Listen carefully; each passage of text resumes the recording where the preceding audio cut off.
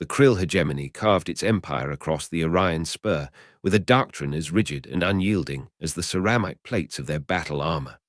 They were warriors, cultivators of a martial tradition that spanned millennia, built upon concepts of honorable combat, battlefield challenges, and the sanctity of declared war. To the Krill, war was a crucible, a test of strength and valor where rules, though brutal, were paramount. Cowardice was the ultimate sin. Tactics like strategic retreat without a formal yielding, ambush without declaration, or targeting non-combatant infrastructure before battlefield supremacy was achieved were beneath contempt, signs of a weak, morally bankrupt species. Humanity, a relatively new player on the galactic stage, was viewed by Krill High Command with a mixture of disdain and puzzlement. Human military history, what little the Krill had deigned to study, seemed a chaotic mess of shifting alliances, broken treaties, and a bewildering array of unconventional tactics. Krill strategists labeled them unpredictable, emotionally driven, and most damningly, utterly lacking in true warrior spirit. They were a minor inconvenience, a stepping stone in the hegemony's glorious expansion. The human colony on Cygnus X7, a fledgling settlement named Perseverance, was deemed the next logical acquisition. It was strategically located near a valuable asteroid belt, and its defenses were, by Krill standards, laughably inadequate. Grand Marshal Vorlag, a veteran of countless honorable campaigns, dispatched the 7th Krill Expeditionary Fleet with simple orders. Subjugate the human presence on Cygnus X7. Offer them the chance to yield. If they refuse, demonstrate the might of Krill honor. Vorlag anticipated a swift campaign, perhaps a few glorious ship-to-ship engagements, followed by a formal planetary assault where human militias would break before the disciplined Krill phalanxes. Subcommander Hesk, commanding the Vanguard frigate, Iron Will, made the initial approach. He broadcast the Krill ultimatum in perfectly enunciated standard galactic. People of Perseverance, this system is now under the sovereign claim of the Krill hegemony. Your military forces are ordered to stand down and accept honorable subjugation.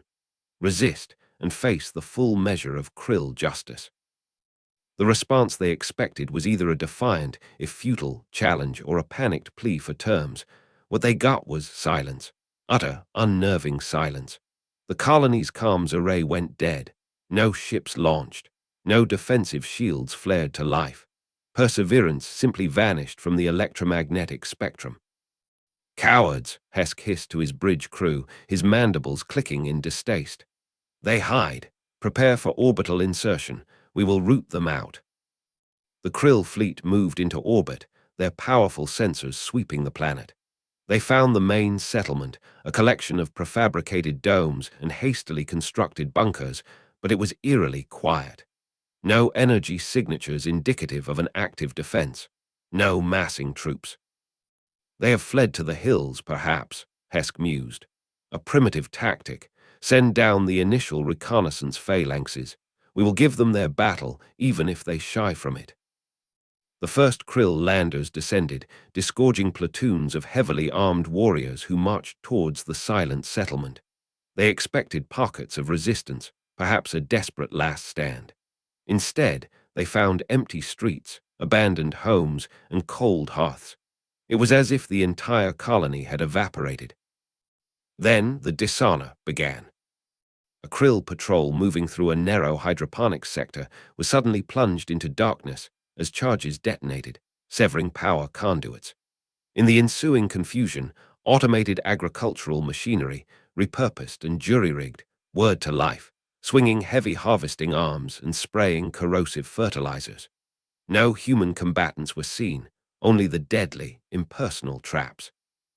Another platoon, setting up a command post in the town square, found their equipment suddenly malfunctioning, their communications scrambled by localized jamming signals that appeared from nowhere and vanished just as quickly. Snipers, using primitive kinetic rifles, but firing with deadly accuracy from concealed positions miles away, began to pick off officers and specialists, their shots perfectly timed to sow maximum chaos during moments of Krill vulnerability. They never engaged in prolonged firefights, simply melted away after a few precise shots. Grand Marshal Vorlag, receiving these perplexing reports aboard his flagship, felt a prickle of unease beneath his ceremonial carapace. This wasn't war as the Krill understood it. Where were the lines of battle? Where were the challenges from human champions? Where was the honor? These humans fight like vermin, not warriors, Vorlag declared to his assembled commanders. They use tricks and shadows, but their cowardice will not save them. Triangulate the sources of these attacks. Hunt them down. We will force them into an honorable confrontation. But the humans refused to be forced. They turned the entire planet into a death trap. Krill patrols vanished on routine sweeps. Supply convoys were ambushed, not by organized military units, but by improvised explosive devices hidden in roadways, by rock slides triggered from miles away, by sections of forest suddenly and inexplicably catching fire, driving Krill troops into carefully prepared kill zones. The psychological toll began to mount. The humans left disturbing calling cards. Krill helmets mounted on spikes, transmissions of distorted Krill battle cries played on open channels at odd hours, supply caches poisoned with native toxins. There was no pattern to it, no discernible strategy beyond attrition and the slow erosion of Krill morale. To the Krill, whose entire worldview was based on order and martial predictability, this was deeply unsettling. It felt less like a war and more like an infestation. After weeks of this frustrating, dishonorable campaign, a Krill reconnaissance drone finally located a hidden human encampment deep within a mountain range. It wasn't a military base, more like a civilian refugee camp, but with clear signs of coordinated activity. Vorlag, desperate for a tangible victory, ordered a swift, overwhelming assault. The ensuing battle was a brutal, messy affair. The Krill, superior in firepower and armor, pushed into the mountains. The humans fought with a desperate, almost feral intensity, using the terrain to their advantage, setting ambushes and fighting to the last breath even when cornered. They were not wearing uniforms, just civilian clothing. Their weapons were a mix of colonial militia gear and repurposed industrial tools. During the chaotic fight, a Krill Shark Trooper squad cornered a lone human who had been coordinating defenses from a makeshift command post, a woman with dirt-streaked face, haunted eyes, and a resilience that infuriated the Krill squad leader, Captain Rax. She wasn't a soldier in any recognizable Krill sense. She was an irregular. They dragged her before Sub-Commander Hesk, who had landed to oversee the mopping-up operations.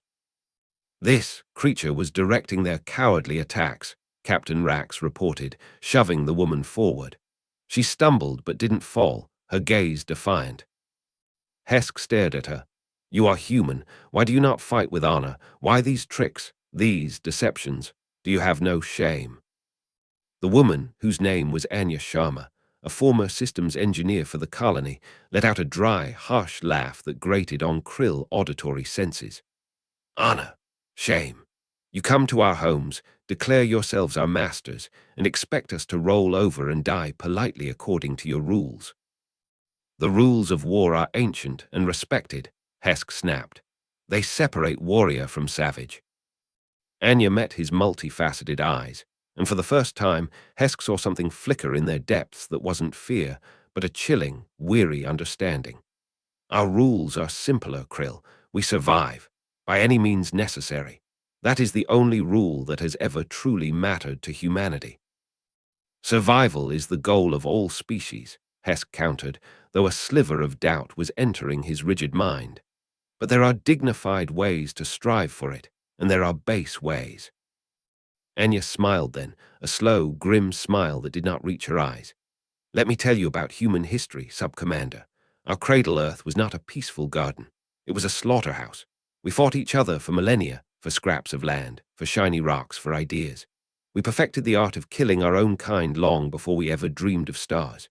Every tactic you find so dishonorable, ambush, sabotage, scorched earth, psychological torment, we didn't invent them for you. We honed them on ourselves." Hesk felt a coldness spread through his core, a sensation unrelated to the planet's ambient temperature. This was not the boast of a cornered prisoner. This was a statement of fact, delivered with a chilling matter-of-factness. And when we finally reached for the stars, Anya continued, her voice dropping, we found others, some peaceful, some not so peaceful. We learned, we adapted. There are whispers in our oldest records, fragments of data from before our current historical epoch, of great filters, of galactic purges where species that clung too tightly to honor became dust and echoes. Species that only fought when challenged, that refused to strike a retreating foe, that valued a good death over a messy survival. They are not here anymore, are they? Anya leaned forward slightly, her chains clinking. Our ancestors, the ones who crawled out of those dark ages, they weren't the noblest, or the strongest, or the most honorable. They were the ones willing to do anything to see the next sunrise. They burned their own worlds to deny them to invaders. They turned their enemies' biologies against them. They sacrificed millions to save billions, and they didn't flinch. That capacity, that willingness, it's not gone, Krill. It's just dormant. Until people like you wake it up. Hesk was silent. His understanding of humanity was fracturing, crumbling like degraded ceramite. He had accessed basic human historical summaries. He knew of their internal conflicts, but he had never connected that history to this terrifyingly pragmatic ruthlessness. This wasn't cowardice. This was something far older, far more deeply ingrained. This was pragmatic brutality born from ancient trauma, a species-level survival imperative. He contacted Grand Marshal Vorlag, transmitting Anya's words, along with a new, urgent analysis from his own tactical AI, which was now cross-referencing Krill deep space archival data with Anya's claims. The AI flagged a chillingly obscure file. A barely decipherable warning from a long-dead civilization that had encountered a lesser species millennia ago, a species that had survived a galactic near-extinction event by employing tactics of total annihilation, unconstrained by any ethical or martial consideration. The behavioral patterns described were unnervingly similar to what the Krill were now facing on Cygnus X7. The Krill High Command was shaken to its core. They were not fighting a young, disorganized species. They were fighting the descendants of ultimate survivors, a people whose entire approach to existential conflict was not about honor, but about absolute, uncompromising victory achieved by any means, at any cost. The dishonorable tactics were not a sign of weakness, but of a terrifyingly effective, deeply embedded survival protocol. The war on Cygnus X7 did not end in a blaze of Krill glory. It ground to a bloody, frustrating halt. Krill casualties mounted, not from glorious charges, but from traps, disease, as colonists began to use their understanding of local biology to contaminate Krill water sources, and the slow, inexorable drain of morale. Vorlag, for the first time in his decorated career, faced a foe he could not understand by Krill doctrine, and therefore could not conventionally defeat. The Krill eventually withdrew from Cygnus X7. They declared it a strategically insignificant asset, unworthy of further Krill blood.